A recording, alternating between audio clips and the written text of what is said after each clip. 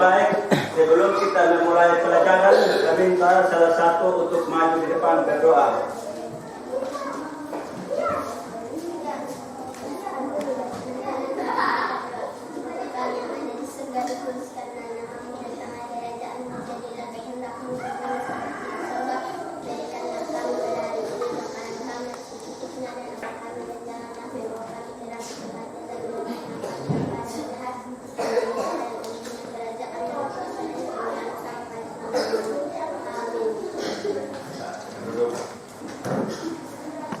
Hadir semua sekarang kok? Ya, bagus. Sekarang kita bangkit berdiri untuk kita menyanyi sebuah lagu.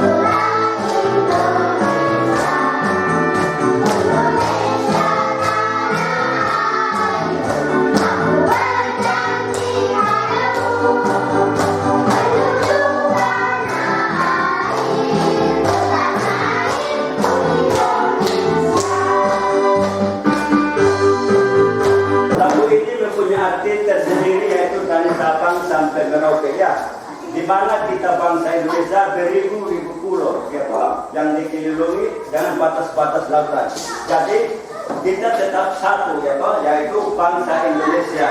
Nah, pembelajaran kita hari ini yang lalu itu mengenai pengamalan nilai-nilai Pancasila. Nah, sekarang mengenali diri sendiri di lingkunganku. Adapun tujuan pembelajaran kita pada hari ini adalah peserta didik menceritakan identitas diri dan budaya di lingkungannya sebagai anugerah Tuhan Yang Maha Esa.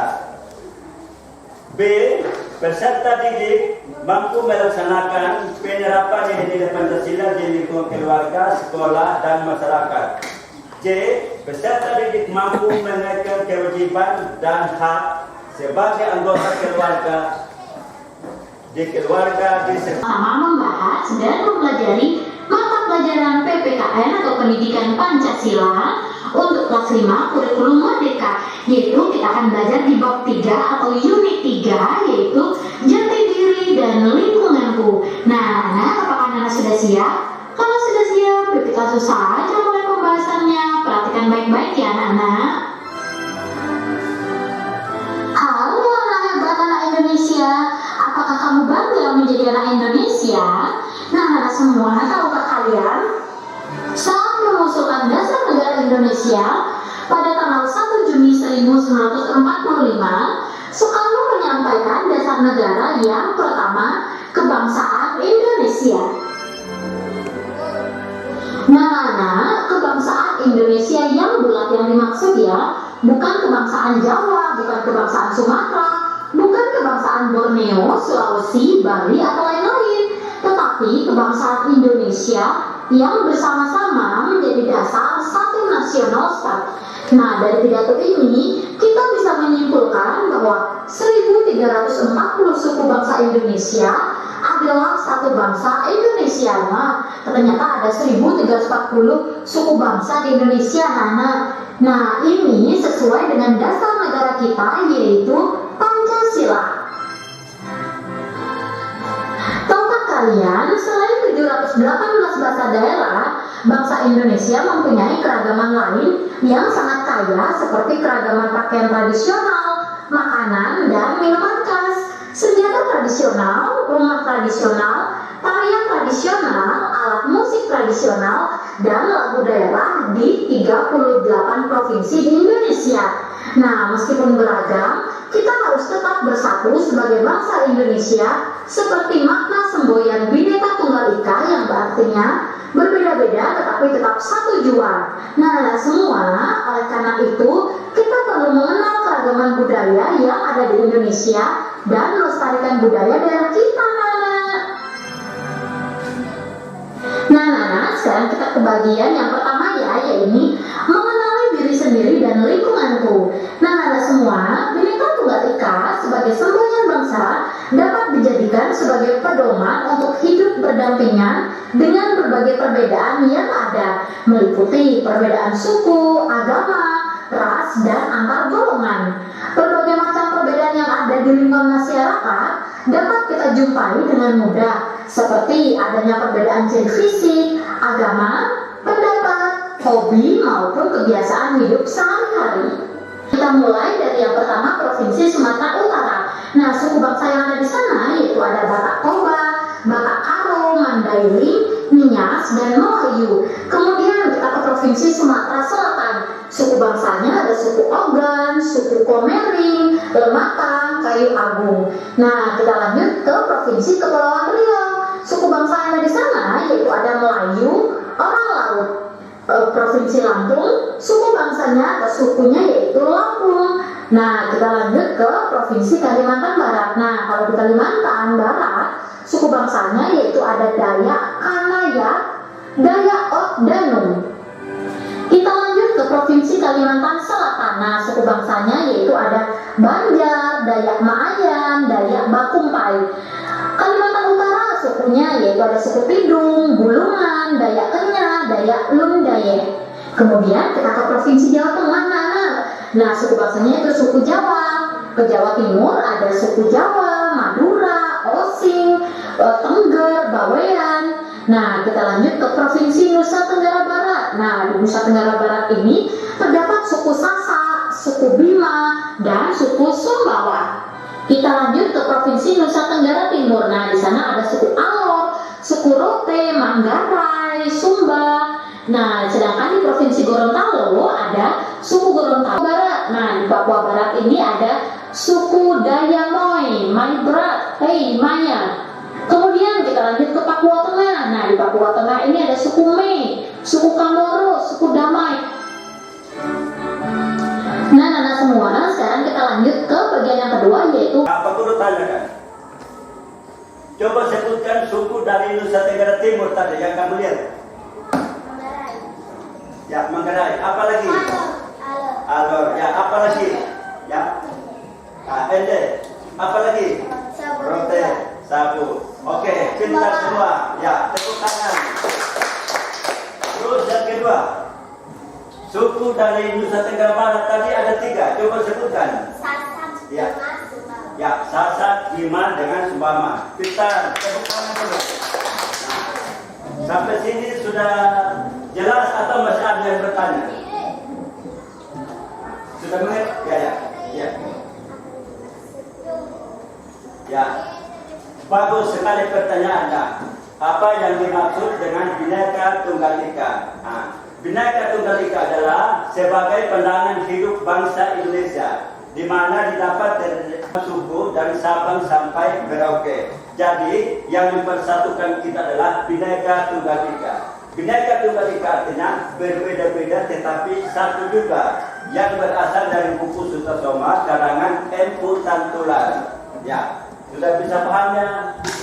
Ya, oke. yang dimiliki bangsa Indonesia meliputi berbagai aspek dalam kehidupan bermasyarakat, antara lain perbedaan suku yang tadi kita sudah bahas ya anak-anak, kemudian perbedaan agama, ras, dan antar golongan. Nah, suku merupakan sekelompok manusia yang memiliki kesamaan norma, identitas, dan ciri khas. Nah, sedangkan agama adalah sarana yang dipakai umat manusia sejak lama untuk menjalankan nilai-nilai ketuhanan yang diyakini. Kak, apa sih ras itu, Kak? Nah, ras merupakan sekumpulan manusia yang memiliki kesamaan ciri fisik secara alamiah. Nah, golongan dan lapisan sosial terdiri dari beragam perbedaan profesi, kelas sosial, dan tingkat kesejahteraan. Nah, anak semua, berikut beberapa bahasa daerah yang dipakai oleh suku-suku bangsa dari beberapa provinsi di Indonesia sesuai dengan persebaran suku bangsa pada peta yang tersedia. Nah, sekarang yuk kita akan sama-sama membahas dan mempelajari serta mengetahui bahasa daerah yang dimiliki oleh suku-suku yang ada di Indonesia, Nana. Nah, kita mulai dari Provinsi Sumatera Utara. Nah, bahasa daerah di Sumatera Utara yaitu menggunakan bahasa Batak, bahasa Nias, dan bahasa Melayu. Kemudian ke Sumatera Selatan, nah bahasa daerahnya yaitu ada bahasa Ogan, Komering, Lematang, Kayu Agung. Di Provinsi Kepulauan Riau, bahasa daerahnya memakai bahasa Melayu. Kemudian di Lampung, bahasa daerahnya Lampung ya anak. Sedangkan di Kalimantan Barat, bahasa daerahnya yaitu menggunakan bahasa Kayaan. Kemudian ada Oddanum. Ya, Provinsi Nusa Tenggara Barat atau NTB. Nah, di sana menggunakan bahasa daerah Sasak, bahasa Bima, dan bahasa Sumbawa. Nah, sedangkan di NTT atau Nusa Tenggara Timur menggunakan bahasa daerah Alor, Manggarai, dan Sumba Barat. Kemudian kita lanjut ke Provinsi Gorontalo. Nah, di Gorontalo menggunakan bahasa daerah Gorontalo ya. Kemudian kita lanjut ke Provinsi Sulawesi Selatan. Di sana menggunakan bahasa daerah Makassar, bahasa Bugis, dan bahasa Toraja. Di Maluku menggunakan bahasa Bacan, Buru, Lenem, dan Barakai. Di Papua Barat, bahasa daerahnya itu bahasa Maibrat, Teki, Maya. Dan terakhir ada Provinsi Papua Tengah. Nah, di Papua Tengah menggunakan bahasa Ekari, Kamoro, dan Damai.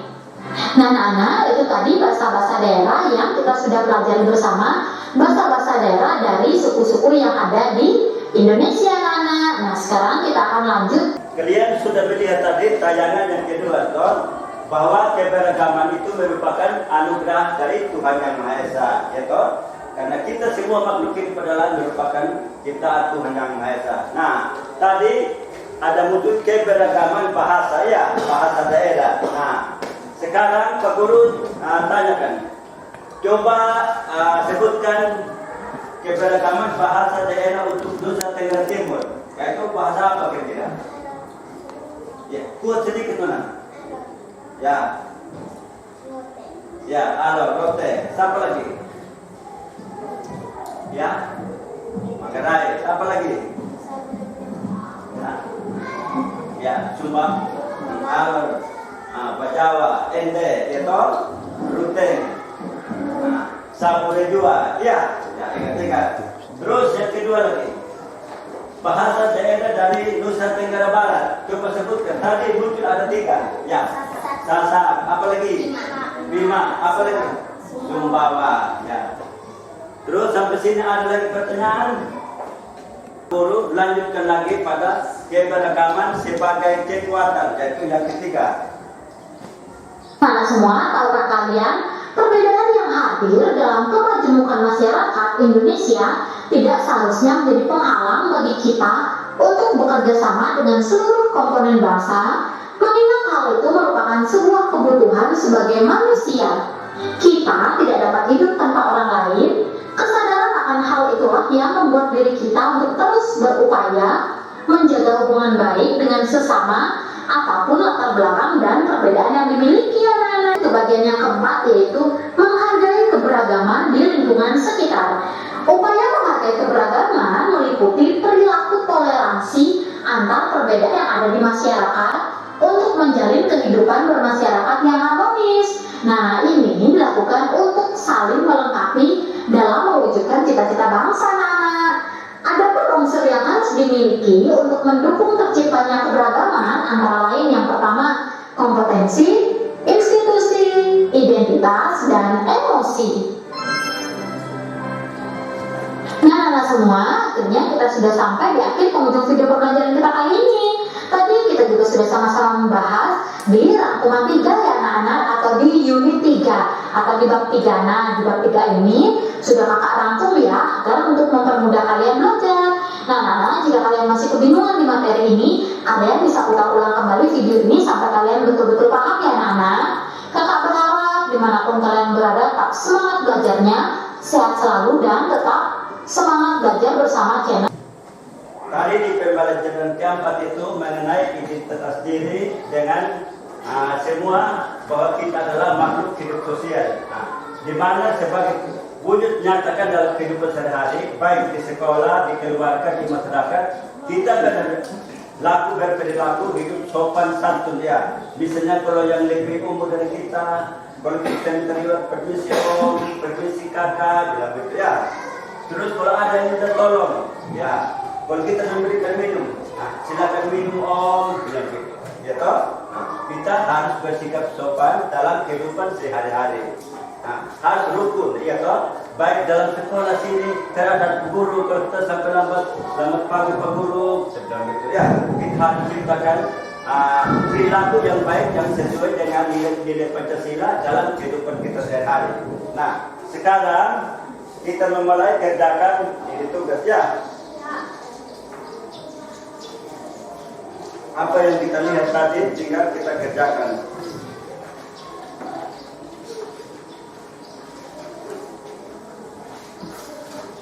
Bukunya juga selain di sana tadi yang ditayangkan, nah buku ini juga ada, tinggal baca-baca. Silakan bekerja, kalau ada kesulitan tanya Pak Guru ya, dan bantu untuk membimbingnya. Habis itu sebentar, maju satu-satu kelompok kita presentasikan. Ya. Terus yang kelompok lain bisa menanggapi hasil presentasi dari kelompok yang maju di muka.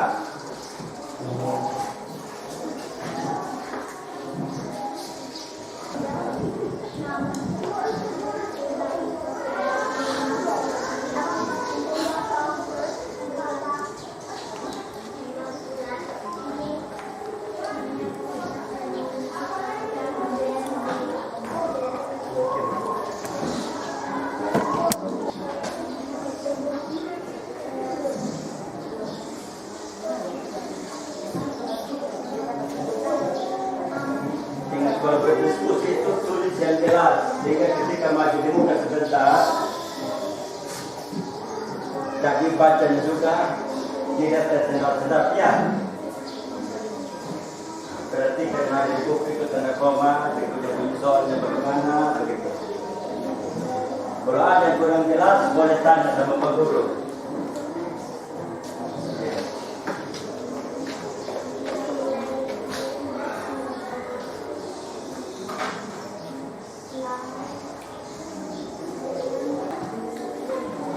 Kerja baru tulis yang rapi ketika kamu presentasi tidak salah-salah lagi. Nah, kalau ini kurang jelas, ini cari punya isi ke sini ada. Ya, jangan diam-diam, harus tanya sama Pak Guru. Nah, pada sini di kelompok 1 ada kesulitan juga. Ya, mana-mana. Ya, sudah habis. Kita lanjut dengan tulis ya, lanjutkan.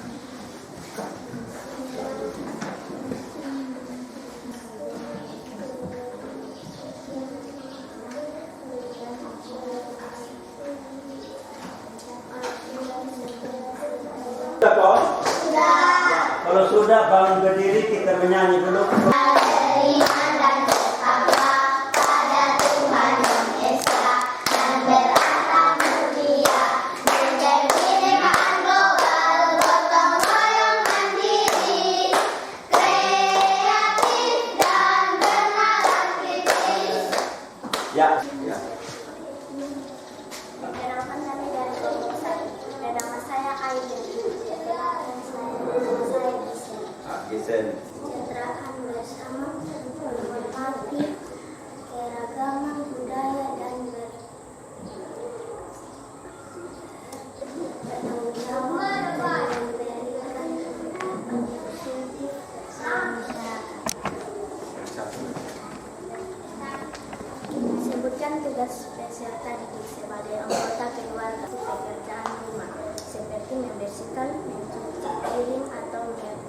membuatkan kamar untuk mendukung keharmonisan keluarga, menjaga hubungan positif.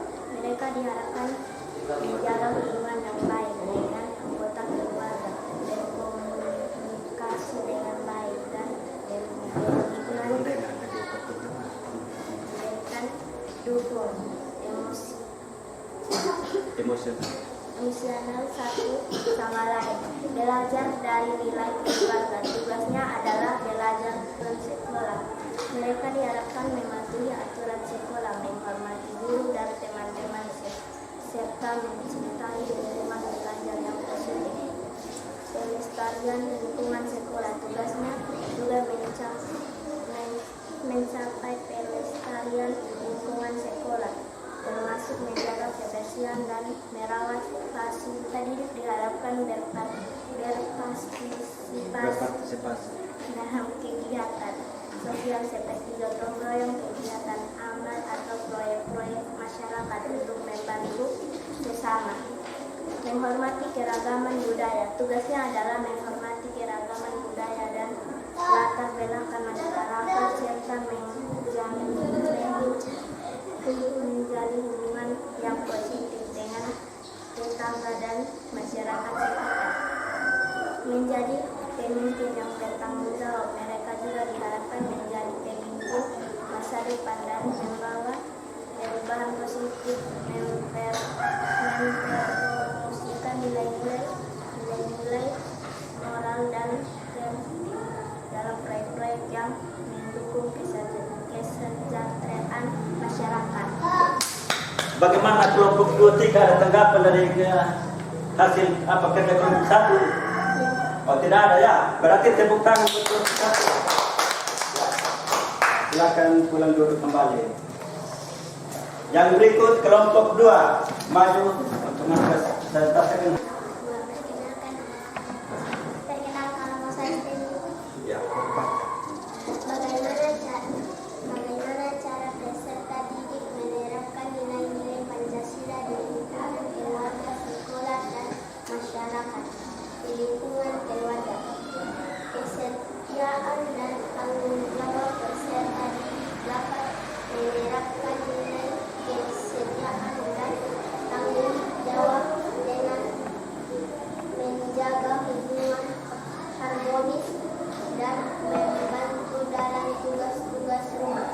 Gotong royong, melibatkan diri dalam kegiatan gotong royong keluarga untuk membangun solidaritas dan saling membantu.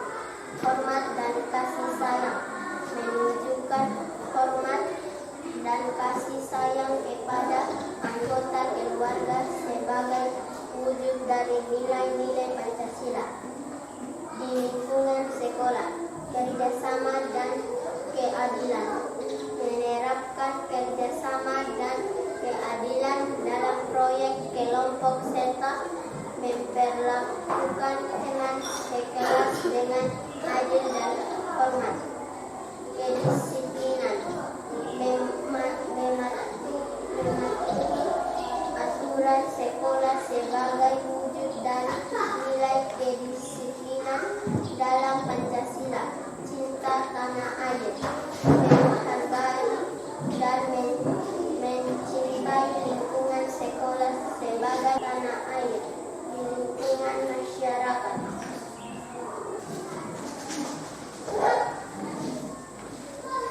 Sebutkan keluarga sebagai anggota keluarga, warga sekolah, dan bagian dari masyarakat. Sebagai anggota keluarga membantu pekerjaan rumah, peserta didik memiliki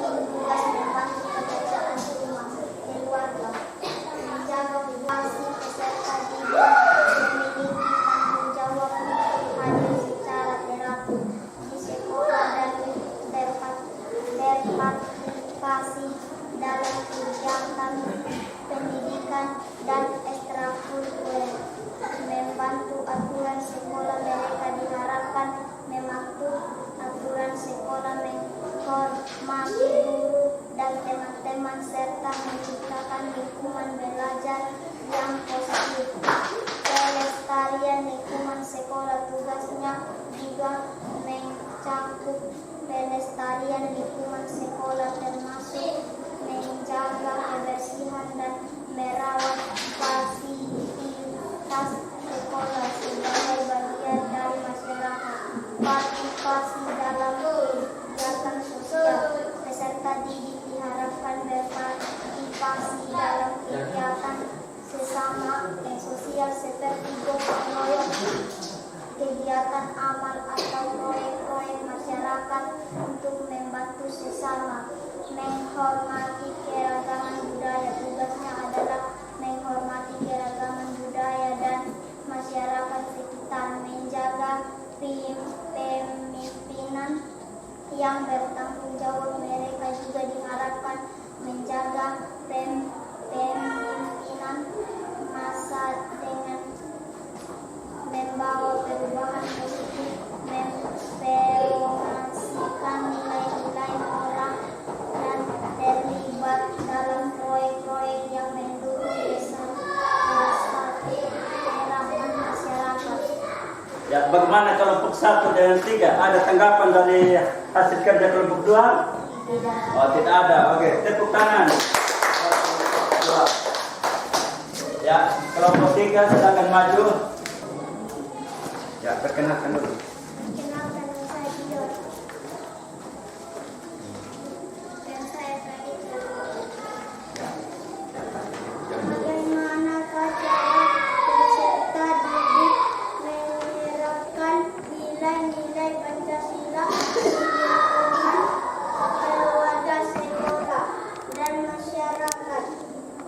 Di lingkungan keluarga, kesetiaan dan tanggung jawab peserta didik dapat menerapkan nilai kesetiaan dan tanggung jawab dengan menjaga hubungan harmonis dan membantu dalam tugas-tugas rumah.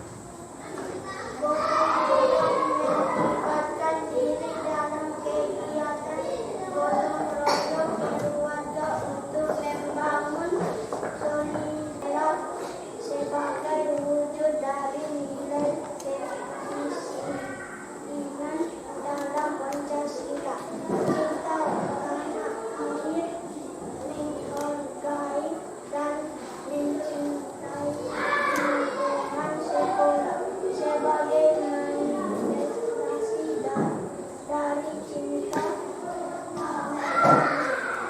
lingkungan masyarakat dan partisipasi dalam kegiatan sosial, menerapkan nilai gotong royong dengan berpartisipasi dalam kegiatan sosial atau proyek kemanusiaan dan masyarakat, keragaman dan kesehatan bersama, menghormati keragaman budaya dan berkontribusi pada kesehatan masyarakat sebagai bentuk nilai persatuan dan kesatuan. Memberikan dukungan emosional satu sama lain, belajar dari nilai keluarga. Tugasnya adalah belajar dan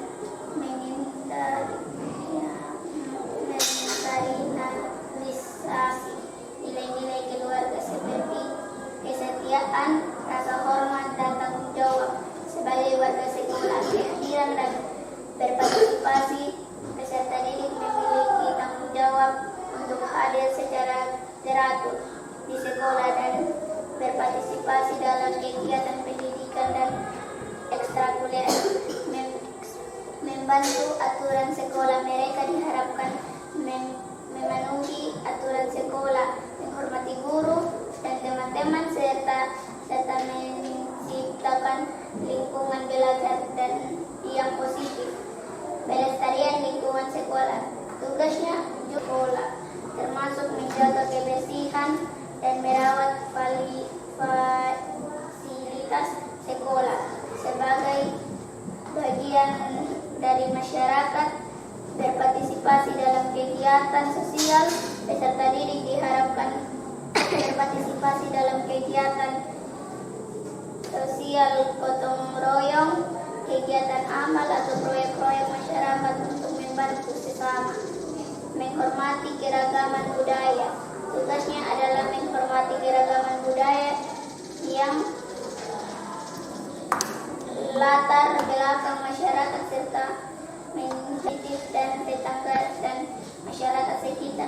Menjadi pemimpin yang bertanggung jawab. Mereka juga diharapkan menjadi pemimpin masa depan dengan membawa perubahan positif, mempromosikan nilai-nilai moral dan terlibat dalam proyek-proyek yang mendukung kesejahteraan masyarakat. Ya. Bagaimana tanggapan dari kelompok 1 dengan 2 hasil karyanya kelompok 3? Tidak ada. Oke, tepuk tangan. Hasil pembelajaran kita tadi, semuanya itu bagus. Jadi Pak Guru memberikan jempol, yaitu tepuk tangan. Pembelajaran kita pada hari ini dari awal tadi yaitu mengenali diri sendiri atau lingkungan di sekitar kita. Nah, di mana pada saat itu Presiden Soekarno mengusulkan yaitu mengenai Pancasila, yaitu jatuh pada tanggal 1 Juni 1945. Terus dari Bhinneka Tunggal Ika itu artinya berbeda-beda tetapi satu juga. Di mana dalam keberagaman kita bangsa Indonesia yang mempunyai pandangan hidup yang berdampingan, memiliki suku, ras, iklim, geografi, tropis. Nah, tadi sudah muncul di sini berbagai macam-macam suku. Kalian sempat sebutkan tadi macam suku Sumba Timur, suku Nusa Tenggara Timur, yaitu suku Rote, Sabu, Manggarai, Alo, Sapure Jua, itu sudah masuk dalam suku-suku Nusa Tenggara Timur. Terus dalam segi bahasa juga kamu sudah sebutkan tadi, misalnya ini bahasa dari Nusa Tenggara Barat, ya bahasa Sasak, bahasa Bima dan bahasa Sumbawa. Dari semuanya itu kita boleh menerapkan dalam kehidupan kita sehari-hari, gitu. Baik di keluarga, di sekolah, bahkan juga di masyarakat. Kita harus berlaku yang sesuai apa yang kita pelajari. Tujuan pembelajaran hari ini yang kita sudah capai. Ya, tidak boleh kita menghindar dari suatu kenyataan. Marilah kita berbuat baik. Nah, pembelajaran kita pada hari ini cukup di sini. Nanti pembelajaran berikutnya kita masuk pada bab yang keempat. Tadi salah satu yang sekarang kita akhiri pembelajaran kita. Saya minta salah satu maju di depan untuk berdoa.